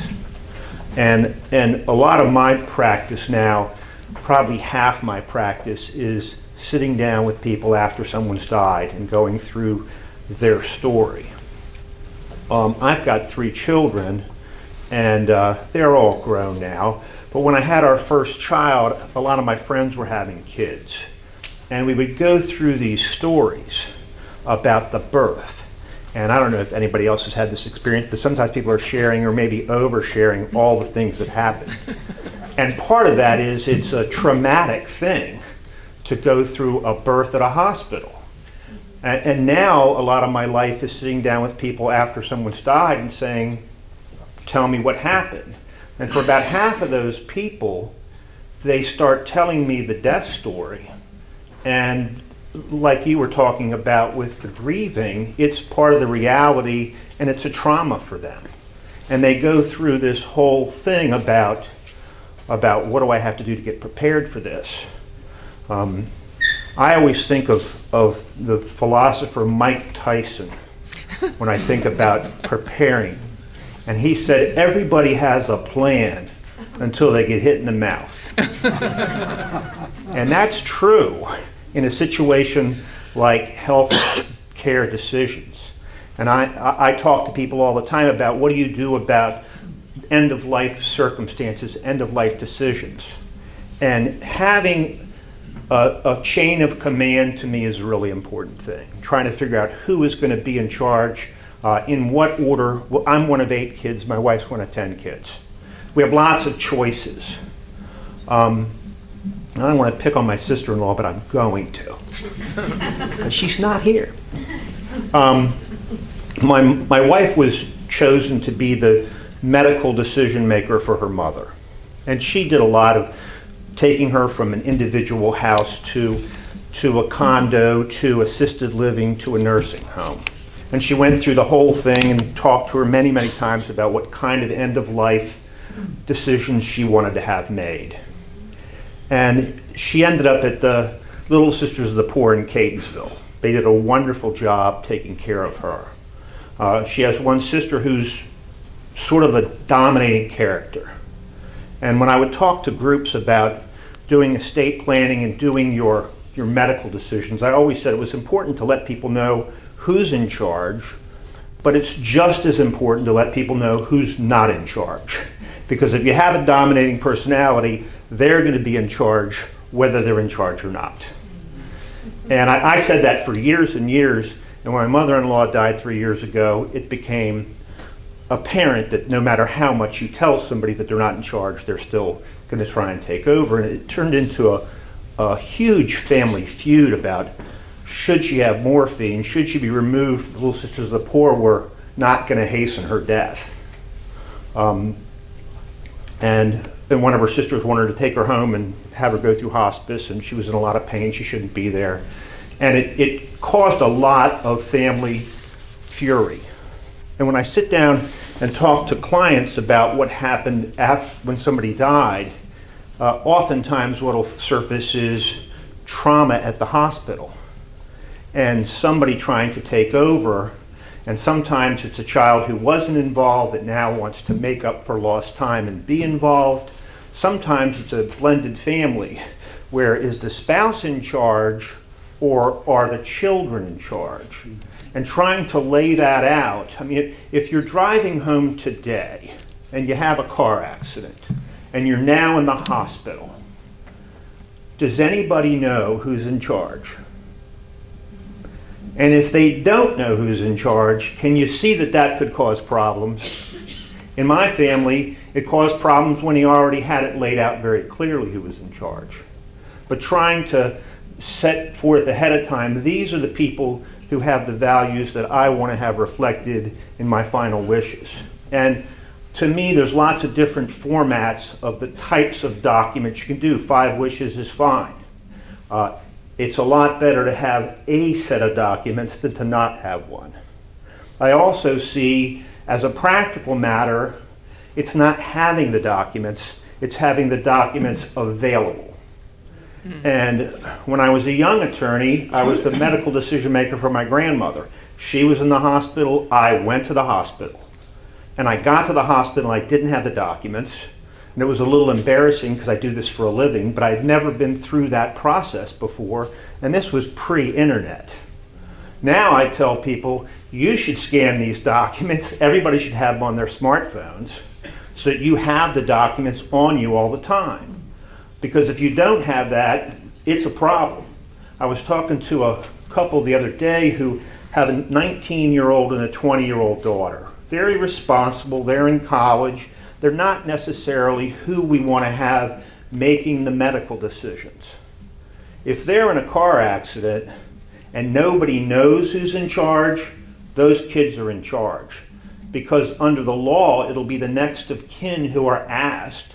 And so if you have a situation like that, you may want to, you will want to have the kids have a copy of those documents and be told, by the way, you're not in charge. Someday you may be, but I want to let you know who is, because otherwise, by default, they are. And so just trying to make sure that the documents are available, that people know how you feel. And I've done this for many years. In the last 5 years, I've had 3 situations in which we were actually implementing the documents with my father, with my mother-in-law, and then with my mom. And in each of those cases, I wasn't the primary decision maker, but I'm the family lawyer, and I was in the chain of command. And watching the actual implementation of these things was very humbling, because I put things out in the world and think, oh, this is what you have to do. I remember when I started doing probate cases or wills, and I'd say, well, you got to clean the house out. And I'd tell people to go out and clean the house out. And I had no idea how hard that job was until I actually had to do it a couple times. And these weren't for family members, these were for clients of mine. And going through somebody's personal belongings and cleaning the house out is a massive job. Going through being the medical decision maker is really hard. And people tend to think of this in terms of, I'm dying, who's going to pull the plug on me? And that is a context in which these come up. Far more important is, I'm not dying, I just can't make decisions for myself. I have memory issues, I have dementia. You may have somebody who's in charge for multiple years. And who can be the decision maker? One of the things we talk about in our consultations is, do you name more than one person in this capacity? For things like medical decisions, boots on the ground are important. And you may have a child who lives in California, and you may want to name that child and a local person who they know who can be a team to work together. My wife's aunt didn't have children of her own. She named one of her nieces to be the medical decision maker, and she was serving alone at every single doctor's appointment she had to go to because she was the only one on the document. There were backup people. There's an authorization form called a HIPAA form that you can sign that says this is a group of people who can talk to the doctors, not necessarily that they're the decision makers, but any one of them can get the information. And so in situations like that, we'll sometimes say, let's do a HIPAA form. Who else would make sense to talk to the doctors? I did a plan the other day with a couple, and he's starting to have memory issues. And he's not going to be the medical spokesperson. But he's still on the HIPAA document, because right now he can still talk to the doctors, he can still participate. Trying to dovetail it correctly isn't easy.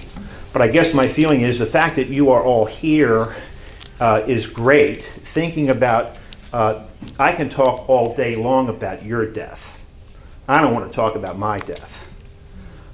Trying to think about about pre-planning and all the things that the committee is doing is really it's just part of stewardship. And you can make things a lot better if you make the plans ahead of time. And I don't, I've sort of jumped over my presentation.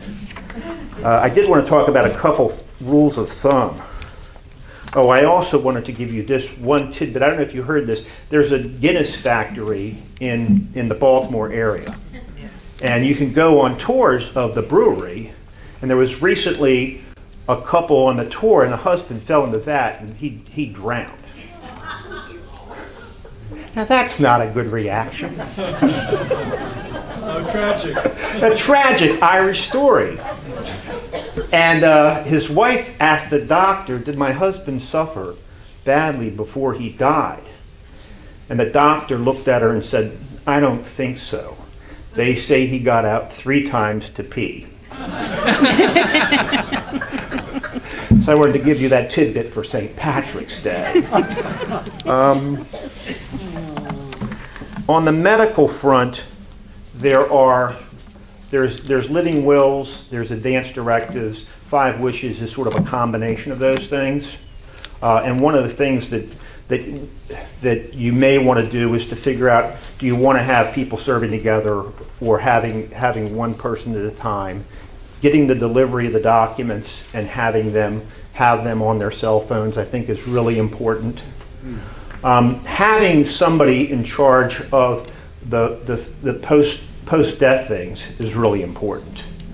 And if it's a second marriage, or if you're not married and you have a significant other that you want to be the spokesperson for you, having those documents in place and having everybody know the chain of command is really important. A lot of times when I talk to people after someone's died, there's been a big fight at the hospital, and people aren't talking to each other anymore. And there's relationships that have been damaged potentially permanently. And trying to at least say, okay, let's do the leadership we can, and maybe they won't get along anyway, but let's at least do what we can to take the ownership of our own caretaking while we can. That's really sort of all I have.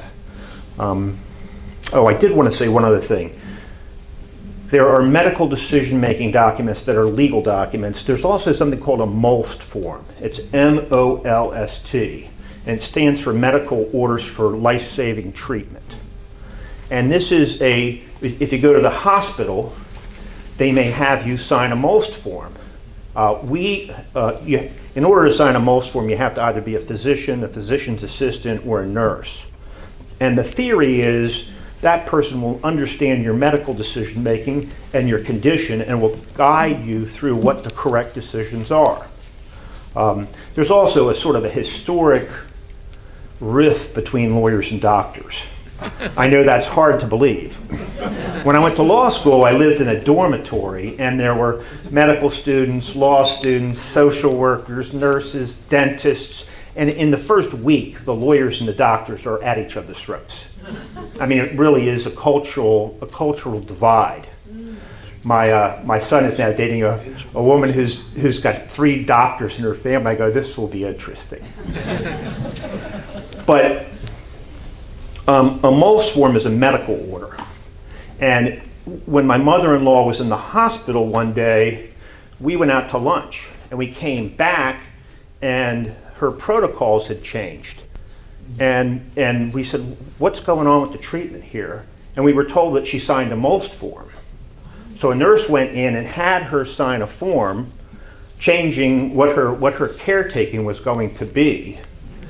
And being the lawyer, I said, well, she's on all kinds of medication. She doesn't know what she's doing. You need to tear that up, which they eventually did.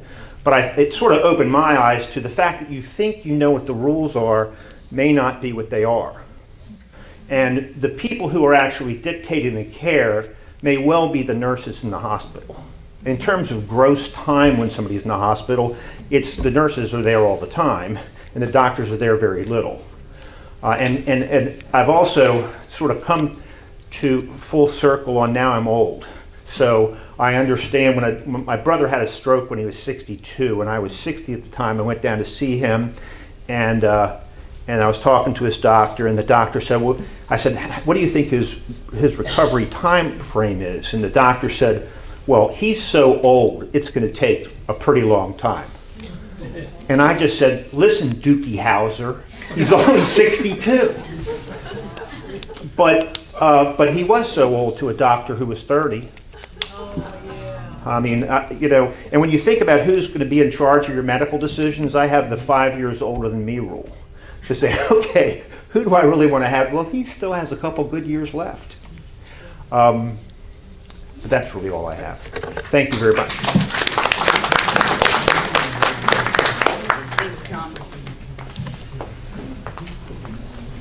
Thank you, Tom. Now is our opportunity to ask questions of our panelists. So if you have a question, you want to rise, ask them a question, and they can respond in kind. Anybody? No? No questions? Oh, go ahead. I've been to a lot of wakes and so forth, and I think that cremation is becoming more and more popular. Okay, so my question is to the funeral director. Do you have wakes for someone who has been cremated? Because usually now I think you just have wakes for the bodies laid out. Okay, but what if somebody doesn't want that? Yes. Do you offer wakes for people who have been cremated? We do, absolutely, and that can either be done in a church or at the funeral home or any other venue, but we usually will do that the evening before the funeral mass the next day. Typically you see those in the evening about 6 to 8, and there's an opportunity to have reception there if you want with food, but also a priest or deacon can come out and lead in vigil prayers. Go ahead. I got a Sir? question. When you die, if I have a will, I have everything prepared when I'm going to die. Should I call a lawyer to help me put everything together? Because I have everything, the will, everything. Yes. I mean, an attorney can help prepare the correct documents and also make sure that, again, just like with the healthcare document, what's the implementation plan going to be? Anybody else? Go ahead. Yes, for Mr. Downs, do you want to say a little bit about trusts? Sure. Trusts are, in my mind, nothing but a box to hold the title of property. And we do wills and we do trusts. I would say we almost do no wills that don't have a trust in them. You can do a trust that's a living trust, meaning you set it up while you're alive, or you can set up a trust inside your will. For younger families, we would typically have a will that says if they both die, then the kids get the money in a controlled format. What a lot of people will do with their life insurance is to say what goes to my spouse, and then it goes to my brother, and he'll take care of my kids. And that's fine because your brother probably will take care of your kids, but if your brother dies, it's your brother's money. If it's in a trust fund, it's not your brother's money. Somebody else is then named to be the backup person, and if they're not here, somebody else is named. And so trusts can be used basically for money management. That's what they're for. If you do a living trust, then you're taking the process out of the court process, which can save some money and give the family some security in terms of timing and process.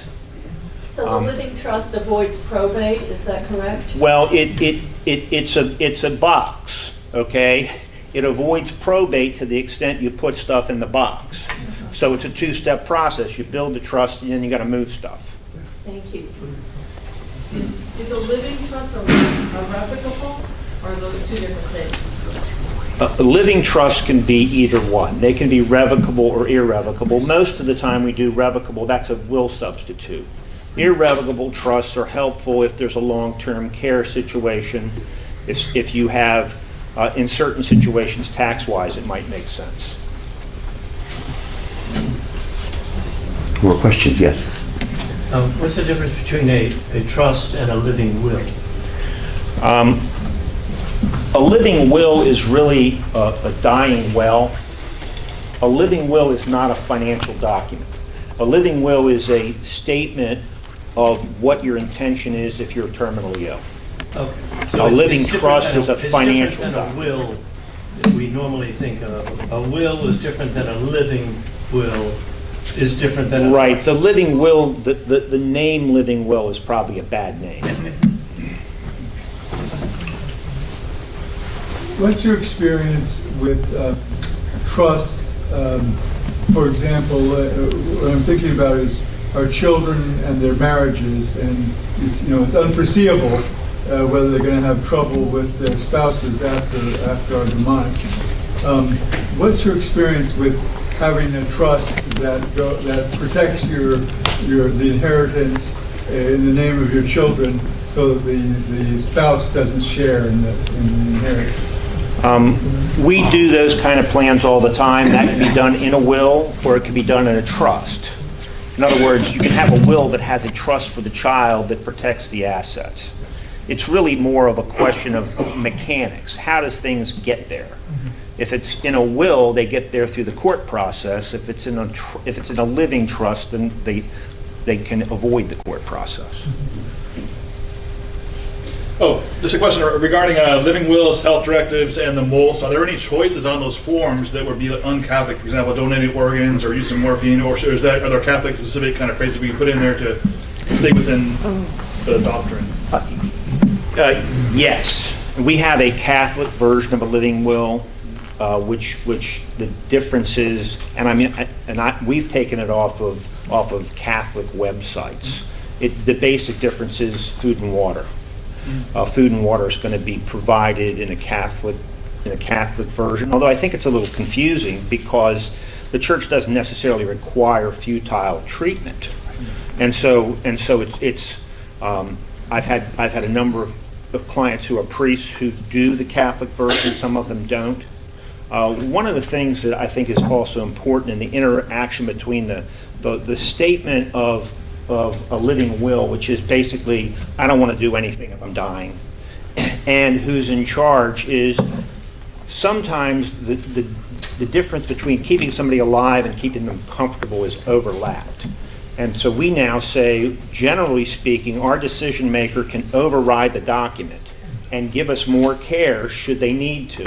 Because we've had clients who later came in and said, my loved one was uncomfortable in the hospital, and we told them we wanted to do something. They said, we can't do that because they signed this other document. So when we emphasize to our clients, by the way, you can override that, because it could be that the process that's being suggested would make the person more comfortable. Sorry. I think we have yes. I have a question about transporting cremated remains. So first, if you're transporting cremated remains outside the country, so you have the services and then you need some time before the family can travel abroad and make those arrangements abroad. So I'm curious what you're meant to do and what you've seen done with those cremated remains in the meantime. And then also you have to get a TSA approved urn. So anyway, curious what the travel looks like, if you have to book like a separate plane ticket for the urn, and what the transportation looks like, as well as the time period in between. Thank you. So it's a great question, and it's one that comes up quite a bit. So each country that you're repatriating to, whether it's a casket or cremated remains, is going to have a different set of rules. For a majority of them, the only thing that you're going to need, if it's cremated remains, is a copy of the burial transit permit, a TSA-approved container, which is typically wood. Okay, they can't x-ray metal, so we would be looking at something that's wood, and you can usually carry that on, so there's not a huge issue to it. But there are a couple countries where you actually, like if you're repatriating back to Russia, we have to fly your cremated remains there. There's a special container, they have to be flown there, you can't carry them on. You can't, into Italy, it can take you 8 months to be able to take a set of cremated remains back. So as the funeral home, one thing that we do is we coordinate all of that for you. So we help you to get the right paperwork, we direct you to the right people to speak to. We are going to ask, especially if it's one for it's a long period of time, that you take your loved one home with you, okay, for that interim before travel.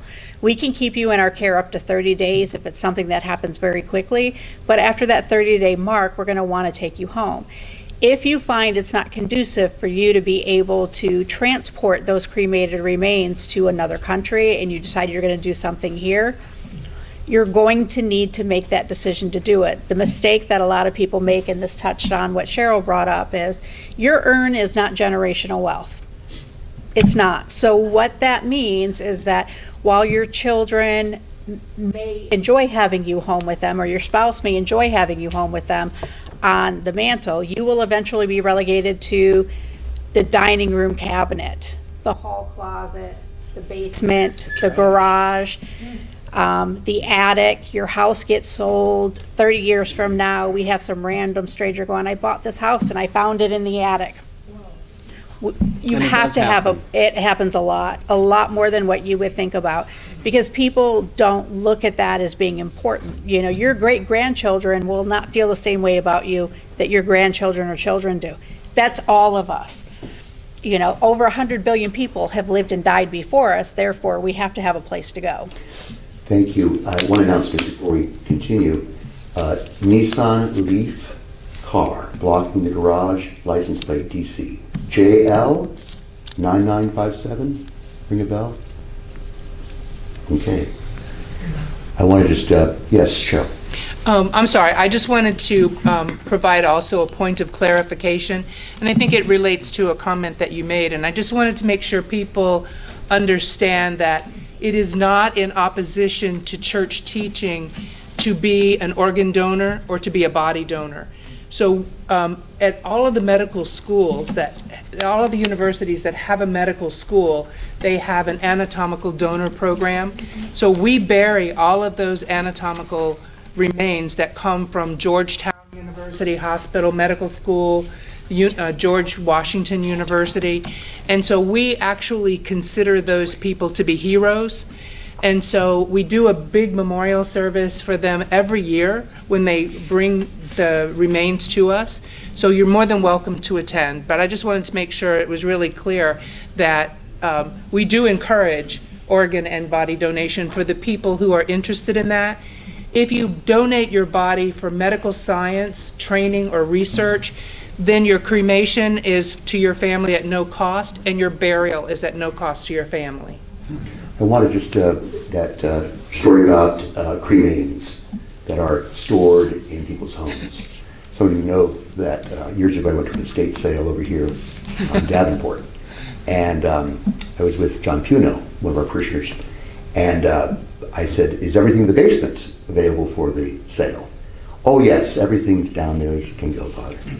So there were skis and weights and all the stuff that people put, bikes and gardening supplies, and there was this beautiful porphyry urn, just gorgeous. And I said, is that one available?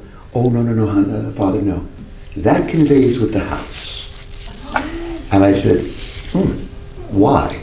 Oh, that's Mommy. Mommy loved this house so much, and she always is at home here, and she will never leave.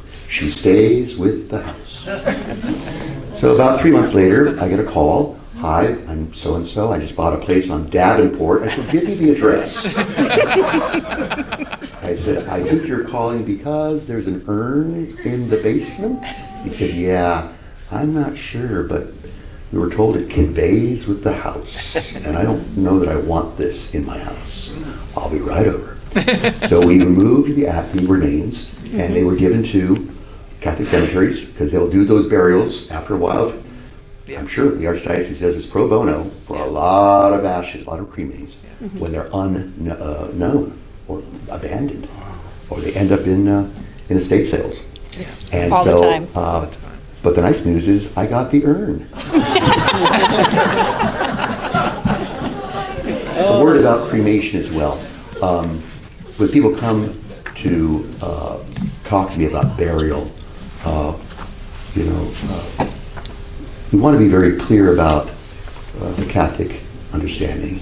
And there's no problem with cremation, but it should be always clear that the family, and especially the deceased, was not opposed to the belief in the resurrection of the body. That's the Catholic Christian understanding. So we want to make that very clear. Secondly, I'm sure it was mentioned, if not, we don't mix remains. So a little bit of mommy, a little bit of daddy, and a little bit of Buffy the dog. They don't go together. There's integrity about the burial of the remains, because we really take the body in life and in death, out of respect for the human person created by God. That's the understanding, seriously. So you don't mix and match, okay? A little bit of this, a little bit of that. No.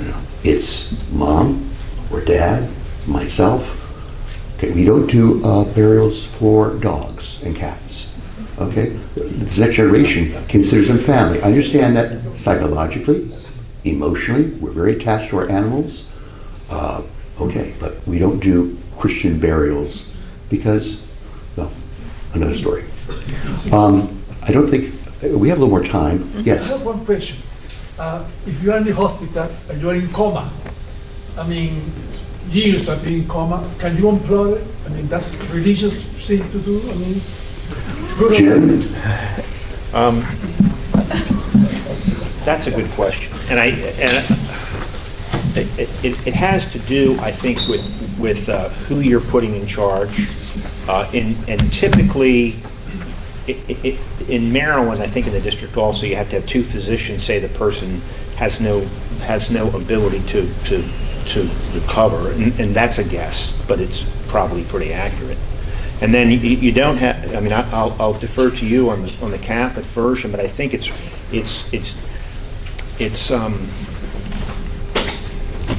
it can be very expensive and very tolling to a family to have the ongoing emotions of a coma situation. One of the things I also put in my materials is I don't like to have parents in charge of pulling the plug on somebody. For that very reason, I think is it the Tefani case? Yeah, Shivo. I mean, it was her parents that did not want to have her life ceased, and I don't like to have parents named in the medical decision realm for that reason. I was in court one day, and Prince George's County, and the county was arguing about the cessation of life support, and these three sons were saying, no, we don't want our mother's life ended, and we don't care what it costs. And a friend of mine who's an attorney tapped one of these guys on the shoulder. They turned around, and he said something to him, and he turned around and talked to his brothers, and they said, we are withdrawing our objection. And I talked to my friend in the hall. I said, what the heck do you say to those guys? And he said, well, there's going to be a lien on the house. Sorry. We have time for one more question. Yes. I think this question is primarily directed at Cheryl. So, yes.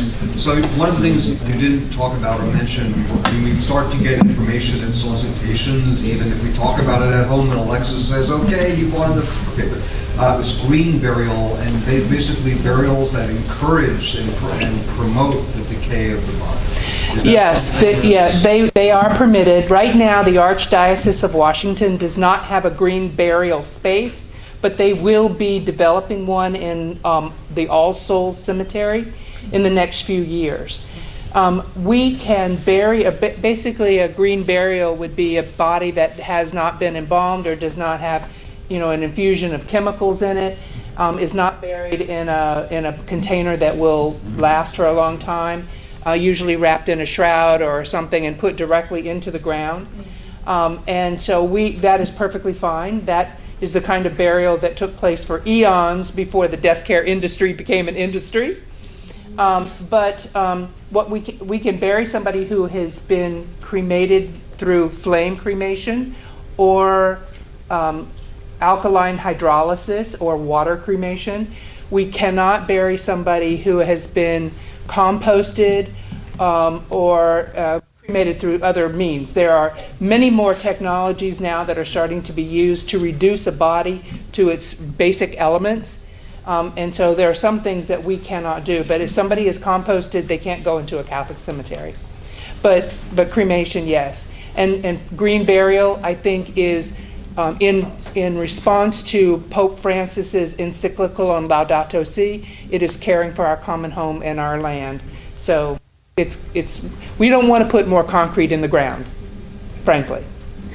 When it comes to the funeral, and this may have already been mentioned, but from a pastor's point of view, again, death and all the mystery that goes with it, as we've heard this morning, is incredibly sorrowful, painful, emotionally disturbing, and it's easy for the family or the loved ones to get mixed up in so many of the details of a funeral that they forget that there are people here to help guide you through all this. You don't have to do it all yourself. And don't worry about the flowers. Don't worry about parking. Don't worry about pallbearers. Focus at that moment with the funeral director, with your priest, on the substance of what we're offering here. The repose of your beloved before God. This has to be prayerfully done first, and then everything else will fall in place. So be at peace that way. When it comes to eulogies, okay, they're technically not part of the Catholic ritual. We see it all the time. We've accommodated that in our culture. But really, if there's going to be a eulogy, keep it short, keep it sweet, but don't go on and on. We've already read the obituary. We don't need to read it again. Okay? And while it's emotionally important to talk about the good days and the happy days, save that for another venue. It could be at the repast. It could be back at the home. Those are memories. But speak about the faith of that person. We don't need to hear about their golf game. Okay? That's lovely. But remember where you are and what we're doing substantially. We're commending the soul of this person to Almighty God. That's our substantial purpose here in all the rituals, okay? Let's keep that in mind as well. So the details of funeral, like the details of wedding, don't get mixed up too much in all that. You'll get lost and angry, okay? That's been my experience. I think we should wrap things up, though. I want to thank our speakers very, very much. Congratulations. I hope you learned a lot today. I know there's lots of materials on the back tables. Take them as you go, but let's pray and stand as we ask the Lord's blessing upon us all this day. Remember, O most gracious Virgin Mary, that never was it known that anyone who fled to thy protection, implored thy help, or sought thy intercession was left unaided. Inspired by this confidence, I fly unto thee, O Virgin of Virgins, my Mother. To thee do I come, before thee I stand, sinful and sorrowful. O Mother of the Word incarnate, despise not my petitions, and mercy hear and answer me. Amen. The Lord be with you. Amen. May Almighty God bless you, the Father, and the Son, and the Holy Spirit. Amen. Go in peace. Thanks be to God. Have a wonderful day, and thank you all for coming. You too. Thank you. Well, this is lovely. And maybe